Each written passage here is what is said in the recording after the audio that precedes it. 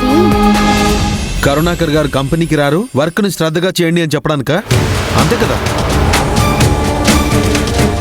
అవునన్నా.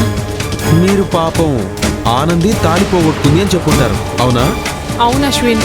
ఏంటి అశ్విన్, కంపెనీ మీకు జీతాలు ఇంక్రిమెంట్లు ఇస్తుంది హార్డ్ వర్క్ చేసి కంపెనీ రెప్యుటేషన్ పెంచడానికి. ఆనంది తాళి గురించి చర్చించడానికి కాదు. అది కాదు, తాళేంటి తాళి? ఆవిడ గారు తాళి ఏమైనా ప్రపంచ సమస్య?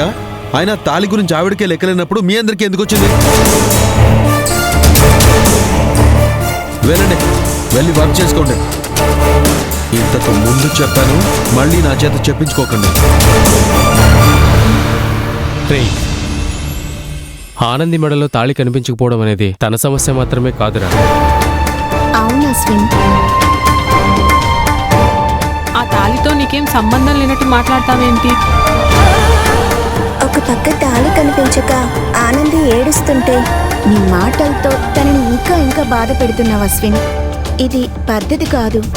అవును, మరి ఆవిడ గారు చేసినవన్నీ పద్ధతిగా ఉంటాయి. రేయ్, తనకు తెలియకుండా తాళి కట్టావని కోపం కదరా. ఆ కోపం పోవడానికి సమయం పడుతుందని నువ్వే చెప్పావు కదా. మాతో అలా చెప్పింది నువ్వే. ఇప్పుడు ఇలా మాట్లాడడం ఏమైనా న్యాయంగా ఉందా చెప్పు? జయంతక్క ఏమైంది? ఆనందికి ఏమైంది? పడిపోయింది.